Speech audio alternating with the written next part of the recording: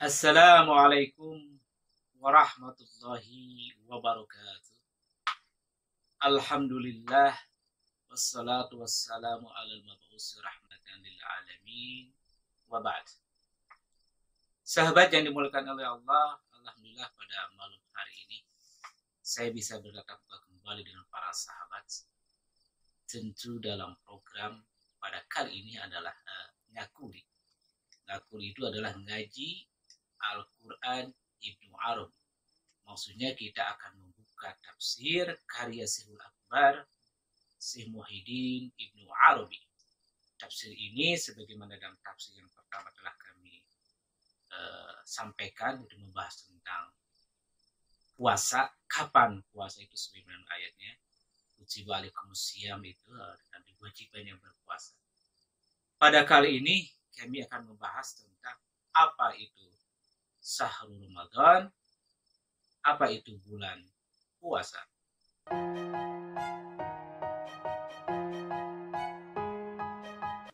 Bulan Ramadan atau dalam bahasa Al-Quran, bahasa Arabnya Syahrul Ramadan, sebagaimana Allah sampaikan dalam surat Al-Baqarah ayat 185. A'udzu billahi minasyaitonir rajim.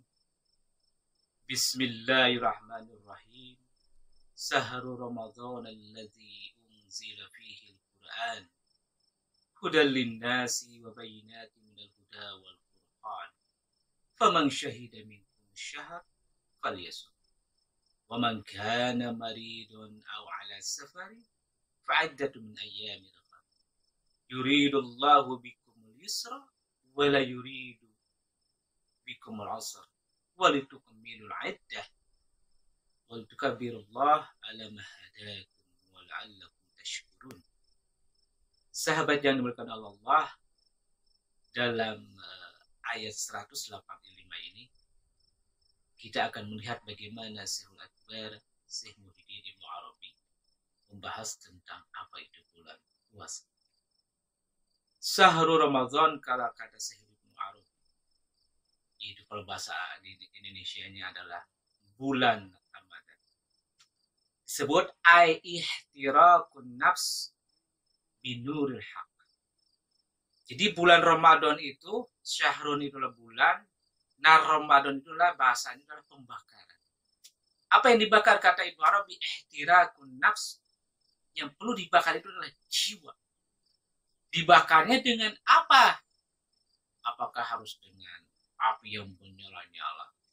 Apakah harus dengan diwasilahi pakai kayu atau pokok bensin seperti yang sedang baru terjadi seperti meledaknya Pertamina, ataupun dengan yang lainnya. Yang pasti kata Ibnu Arabi, Syahrul Ramadan itu istilahnya adalah ihtirakun nafs binuril haq, membakar jiwa dengan nurul haq, dengan nurnya Allah. Apa yang dimaksud dengan kata ini, kata Ibnu Arabi? Kalau kita membuka khazanah ini, kita membahas sedikit tentang nafs. Jadi nafs itu adalah jiwa. Nafs pakai F ya. Kalau nafas, nafs itu artinya jiwa. Dalam bahasa Indonesia adalah. Nah, jiwa ini apa? Ini kita bahas. Ini maaf sedikit ya. Jadi kami bahas sedikit dulu. Nafs, nun, fa, sin bisa dibaca nafs atau nafas. Jadi ketika keluar itu namanya nafas. Tapi ketika masuk ke dalam nafas ini, itulah baru masuk ke dalam jiwa. Nah, jiwa ini kata Syekhul Akbar harus dibakar. Kenapa dibakar? Ini pertanyaan besar, the big question of question mark. Pertanyaan besarnya adalah kenapa jiwa harus dibakar? Karena kalau kita melihat dalam kehidupan kita minimal 11 bulan kan, bulan puasa itu kan 1 bulan ya. 1 tahun itu 12 bulan, berarti sisanya adalah selain dari bulan puasa itu adalah bulan Syawal atau bulan yang lainnya. Berarti ada 11 bulan. Nah, selama 11 bulan asumsinya adalah jiwa kita ini sering diisi dengan hawa-hawa yang lain. Diwarnai dengan hawa-hawa yang lain. Hawa apa yang dimaksud? Ketika kita berjalan lewat di rumah makan, saya ingin makan. Itu namanya hawa. Hawa ingin makan. Akhirnya kita makan. Dengan lahapnya makan itu. Sehingga tidak ada lagi untuk bernapas. Sehingga napas kita enak duduk dan tidur. Akhirnya lupa untuk ingat kepada Allah. Berjalan lagi kita ke pasar, ke mall, lihat lagi pakaian-pakaian bagus. Saya ingin pakaian. Hawa. Dan sebagainya, itu namanya hawa. Nah, jiwa kita ini dalam 11 bulan diisi dengan hawa-hawa tadi. Tidak pernah diisi, diwarnai yang tadi jiwa itu dengan hawa, dengan nilai-nilai, dengan energi, yang namanya energi nurul haq. Energi dengan nur. Tidak pernah dibayang itu. Maka ada istilah hawa nafsu. Bukan hawa nafsu artinya dia suka marah dan sebagainya. Hawa tadi itu energi yang ada di luar, seperti dari mulai makanan, dari mulai pakaian, perhiasan, mobil, rumah dan sebagainya. Itulah hawa-hawa tadi. Nah, hawa ini banyak meliputi diri kita, jiwa kita ditutupi dengan hawa tadi. Nah, kata Ibnu itu harus dibakar. Yang hawa-hawa tadi dibakar dengan apa? Dengan nurul haq, dengan nur. Pertanyaan lagi selanjutnya, apa itu nur? Nanti kita bahas di video yang lanjutnya tentang apa itu nur. Yang pasti yang dimaksud dengan Syahrul Ramadan itu adalah, intinya adalah kita harus mewarnai, membakar hawa-hawa yang tadi itu, energi-energi yang membawa sehingga manusia lupa yang asalnya terang benderang dengan nur yang asalnya berasal dari nur ala nur, karena turun ke bumi dan dipenuhi dengan hawa-hawa yang lainnya, airnya mahjub, tertutup yang nur ala nur ini. Maka di bulan yang agung ini kita mulai bakar, mulai kita kikis itu dengan apa? Dengan nur. Nurnya apa? Silakan sahabat tanya kepada guru-guru sahabat semuanya. Yang punya guru silakan tanya sebelum datang Ramadan. Tanya ke guru, wahai tuan guru, wahai kiai, wahai ustaz, wahai habib, wahai ajengan, wahai buya, dan sebagainya. Silakan sahabat panggil apa ke guru sahabat semuanya. Sampaikan, tolonglah tuan guru ajari kami bagaimana membakar yang namanya jiwa ini dengan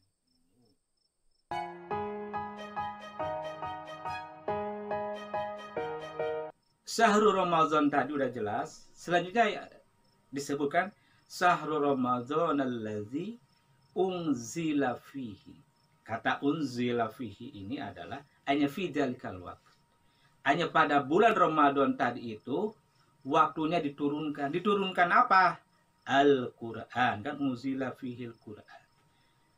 Kata Syaikhul Akbar memaknai kata Al-Qur'an dalam ayat tadi itu adalah al-ilmu al-jami al-ijmali. Artinya adalah Al-Quran itu sebuah pengetahuan yang mengumpulkan, yang meresum seluruh ilmu-ilmu yang datang sebelum turunnya Al-Quran kepada junjungan besar Nabi yang mulia, Nabi Muhammad Sallallahu Alaihi Wasallam. Jadi Al-Quran merupakan resum, himpunan dari ilmu-ilmu yang turun sebelum datangnya Al-Quran. Artinya Al-Quran itu adalah menyempurnakan terhadap ilmu-ilmu yang ada sebelumnya. Ilmu apa saja? Karena sebagian orang ada ilmu hitam, ada ilmu putih. Ilmu itu sebenarnya ikutnya dari Allah kan. Ala ilmu nur wa nurullah la yudallil as. Ilmu itu cuma dari nur, dari nurnya Allah.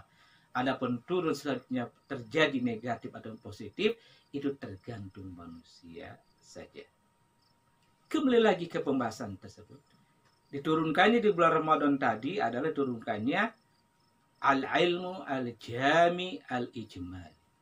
Ilmu yang yang meliputi ini, ilmu yang komprehensif ini diistilahkan oleh Ibnu Arabi al-musamma bil aqli al-Qur'ani. Dinamakan dengan akal Quran. Dahsyat. Artinya orang yang memahami Al-Quran dari surat Al-Fatihah diakhiri dengan surat An-Nas, maka dia akan memiliki namanya al-aqlu Al-Quran. Akal di atas rata-rata. Bukan sekedar akal sehat, tapi ada lagi. Kalau kita hari ini bicara misalkan ada rasional, ada apa? Ada ilmu fisika, ada metafisika, ada para metafisika. Ada ilmu rasional. Di dalam rasional itu ada irasional, di dalam irasional ada rasional. Nanti kita bahas tentang permasalahan ini. Yang pasti Al-Quran itu adalah, kata Ibn Arabi, sebagai namanya ilmu tadi yang menyempurnakan ilmu seluruhan itu dinamakan al-aqlu al-Quran. Kenapa al-aqlu Quran? Ya coba kita review Al-Quran. Coba Al-Quran kalau kita bertadabbur, merefleksikan, berkontemplasi, mengkaji Al-Quran dari huruf per huruf, ayat per ayat, surat per surat, sampai keseluruhan 30 juz itu baru kita memahami bahwa Al-Quran yang dimulai dengan huruf alif, kan di surat Al-Fatihah dimulai dengan huruf alif, Bismillah yang berdiri, diakhiri dengan surat-surat An-Nas, diakhiri dengan huruf sin. Ya, Al-Quran dengan huruf sin. Itu apa kajiannya? Nanti kita bahas kajiannya. Begitu juga dalam Al-Quran itu ada namanya huruf al-muqatta'ah, al-huruf al-ahruf al-mutaqatta'ah. Huruf yang terputus-putus seperti apa? Seperti alif, lam, mim yang berjumlah 14, nasun, hakimun, qati'un, lausirun. Juga ini kalau kita kajikan huruf yang tadi yang 14 tadi itu yang terputus-putus, kan diawali dengan huruf alif, diakhiri dengan huruf ya. Ini juga kenapa? Nanti kita juga akan bahas. Bahkan dalam Al-Quran, khusus dalam surah Al-Fatihah, ada 7 huruf yang tidak disebut di Al-Quran, di Al-Fatihah dikeluarkan. Ya, seperti ada huruf apa? Ada huruf kha. Ya, ada huruf kha. Ada huruf tidak ada lagi dalam Al-Quran, tidak ada namanya huruf kha, tidak ada huruf jim, tidak ada huruf zai, tidak ada huruf sya atau shin, tidak ada huruf sa. Semuanya yang penting ada 37. Kenapa? Itu kita kaji dan kaji, baru kita menemui bahwa yang benar Al-Quran ini sebagai ilmu yang menyeluruh terhadap ilmu pengetahuan yang pernah ditutupi, yang pernah diturunkan sebelumnya. Tujuan daripada al-aqlu al-Qur'ani, kata Sul Akbar Ibn Arabi, itu apa? Al-muwassilu ila maqamil jama'. Muwassil hanya biar sampai, biar usul, biar sampai apa? Ke tingkat yang mulia, ke tingkat yang atas, maqamil jama'. Jika dalam maqamat, tingkat-tingkat dalam ruhani tadi itu, nah Al-Quran ini biar kalau kita sudah memahami Al-Quran secara keseluruhan, maka kita akan sampai sebuah pemahaman terhadap maqam al-jama'. Jadi apa? Kumpulan dari makam yang tertinggi, tidak ada lagi makam di atas itu lagi, kata Ibn Arabi. Tujuannya apa? Kita agar sampai berpikir kita, memahami kita ini sampai ke namanya maqamul jama'. Tujuannya apa? Hidayatan linnas, sebagai petunjuk kepada manusia. Petunjuk untuk apa?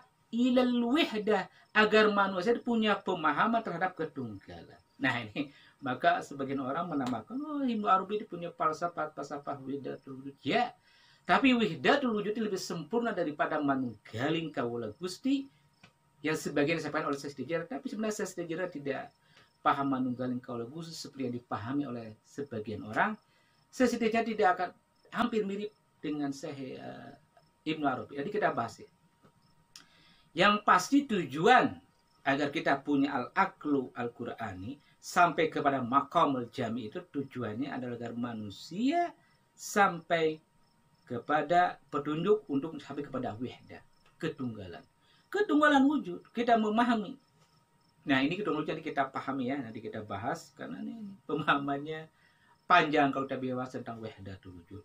Yang pasti kata Al-Quran, saya ulangi lagi, adalah al-ilmu al-jami al-ijmal. Al-Quran merupakan resum dari seluruh ilmu yang pernah turun sebelum Kanjeng Nabi Muhammad SAW menerima Al-Quran. Yang kedua, maka dinamakan ilmu tadi itu dinamakan apa? Al-aqlu al-Quran. Tujuannya apa? Sebagai petunjuk, sebagai guidance bagi manusia agar apa? Agar sampai pemahaman terhadap wihdah atau wihdatul wujud.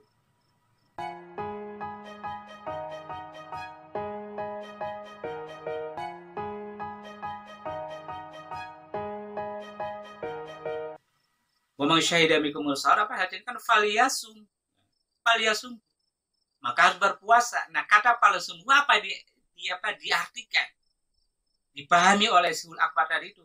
Falyumsik, jadi kan barang siapa telah sampai ke maqam syuhud zat, ke tingkatan penyaksian zat, falyumsik kata Ibnu Arabi, maka dia harus menahan dari apa? Baik an qaulin, dari perkataan, wa fi'lin, dari perbuatan, wa harokatin, dari gerak, lesa bil haqfi. Artinya seseorang tadi itu kalau telah sampai ke sudut zat, atau barang siapa telah sampai ke sudut zat, boleh. Artinya dia bergerak, artinya dia berkata-kata, itu juga bukanlah dia yang berkata. Dia berbuat, bukan dia juga yang berbuat. Dia bergerak, bukan juga dia bergerak. Nah, artinya kalau orang belum sampai ke maqam syuhud, bagaimana dia mau berpuasa? Falyasum kan, maka dia harus, kalau telah sampai, maka dia harus menahan daripada ucapan, perbuatan maupun gerak, kecuali hanyalah dia sang Maha. Maka ada sebuah postulat yang menegaskan wa man arafallah kalla lisan. Barang siapa yang telah mengetahui Allah, maka keluhlah lisan. Dia tidak akan berkata-kata lagi. Dia diam saja. Maka diam kok. Puasa kan berdasarkan siam. Coba kata siam pakai short dengan diam itu kan sama dari bibir kan? Siam, diam. Siam, diam. Jadi puasa itu kalau kita pahami menurut Ibnu Arabi dalam membahas ayat tadi itu falyasum, ada diam. Siam, puasa itu diam. Maknanya diam. Diam apa?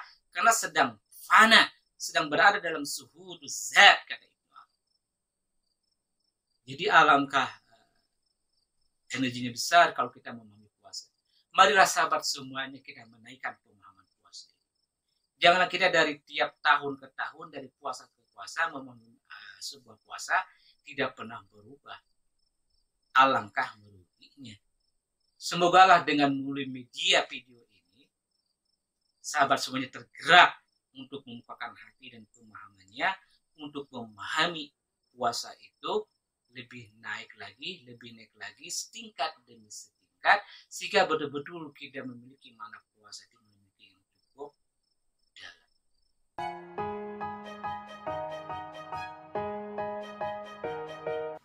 Kalimat selanjutnya apa? Wa man kana maridun. Kalau terjemah bahasa Indonesia kan barang siapa yang sakit. Nah, bagaimana Syekh Akbar melihat kata ini, memahaminya? Wa man kana maridun tadi itu. Kalau kita telah diam, tadi ya kesebutkan maaf. Kalau kita telah melihat tadi itu berada dalam maqam syuhud, maka tadi kata Ibnu Arabi yang adalah diam. Itu maknanya pelajarannya diam. Namun wa man kana maridun kata Ibnu adalah namun mubattaliu bi amradi qalbihi minal hijab nafsini almaniya min zalika syuhud. Namun kalaulah seorang hamba tadi itu hatinya dipenuhi dengan penyakit dari para penyakit hati, seperti tertutupnya kejiwaannya, artinya tidak bisa menyaksikan yang namanya tidak sampai ke maqam syuhud zat, ini arti daripada wa man kana maridun dalam bahasa Ibnu Arabi, barang siapa yang tidak sampai ke makam ketingkatan maqam syuhud zat, kata Ibnu Arabi. Kemudian begitu juga bagi orang au ala safarin, ini bahasa terjemah bahasa Indonesia umum kan, atau dalam perjalanan, atau bagi orang yang beda. Di pertama adalah kalau orang telah sampai dia diam. Tapi kalau misalnya orang sakit tadi itu dalam bahasa Ibnu Arabi belum sampai kepada makamnya, makam suhudat, atau ala safarin, atau apa? Bisulukin ba'd walam yasil ila suhud zat fa'alaihi maratib akhar yaqta'uha hatta yasila ila zalikal maqam. Artinya barang siapa belum sampai ke makam suhud zat, hendaklah seseorang itu menjalani laku makom yang lain. Artinya harus melakukan makom-makom, tingkatan yang mengarah sampai ke makom suhud zat tadi.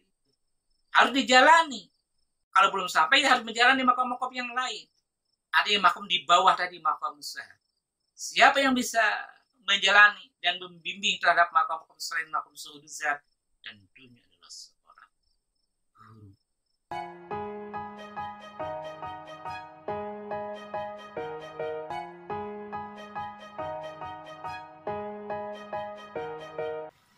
Selanjutnya Ibnu Arabi memahami, kan Al-Safari fi Ibn Ukhar, Ibnu akan membahas yuridullah bikumul yusr.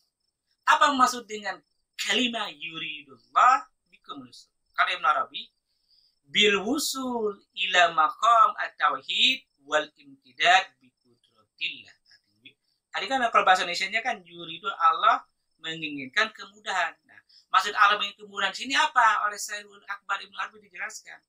Artinya untuk sampai ke makam suhud zat hanya karena kudrat, karena ada kekuasaan Allah. Artinya sahabat semuanya, dalam berjalan ke tingkat maqam syuhudat, kita harus betul-betul namanya pasrah. Harus betul namanya la haula wala quwwata illa billah. Usaha kita adalah usaha hamba mengikuti apa tata cara untuk sampai ke sana. Nah, dalam menapi tata cara itu harus kita betul-betul nothing tulus. Harus betul-betul pasrah. Yang dilakukan itu ada tiada lain kecuali hanyalah untuknya. Maka ada sebuah doa yang sering dibaca oleh sahabat-sahabat khusus dalam tarekat Naqsabandiyah, ilahi anta maqsudi wa ridhaka ma'lubi a'tini mahabbataka wa ma'rifatak. Nah, doa tadi itu sebagai pengantar untuk menyatakan sebuah ketidakberdayaan hanyalah kepada Allah semata. Itu yang maksud dengan yuridullah bikumul usr.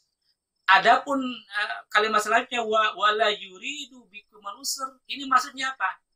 Kata Syaikhul Akbar, takalluful af'al bin nafs dhaif al ajiz. Artinya Allah tidak berkeinginan ada orang-orang hamba-hamba itu karena lemah. Lemah secara kejiwaan, tidak mau menjalani terhadap fase-fase untuk bisa sampai ke makam suhud. Allah tidak berkeinginan begitu. Harus kepada hamba-hambanya benar-benar sungguh-sungguh. Kan kata Allah dalam ayat yang lain, "Waman jahada fina lanahdiyannahu subulana." Waman jahada fina. Barang siapa bersungguh-sungguh untuk berjalan kepadaku, lanahdiyannahu man jahada fina, kan lanahdiyannahu, maka kami akan menunjukkan jalan. Lanahdiyannahum subulana. Kami akan menunjukkan jalannya. Artinya setiap diri kita ini harus bersungguh-sungguh untuk menjalani, menafaki fase-fase makom tadi itu. Karena Allah tidak berkeinginan bagi hamba-hamba yang punya lemah. Lemah berkeinginan, tidak ada usaha, baik usaha secara lahiriah memahami ilmu tersebut lahiriah, mau belajar, mau mendatangi guru-guru, dan mempersiapkan diri bersungguh-sungguh untuk berjalan dan menjalani pengetahuan agar sampai ke makom suhud zat.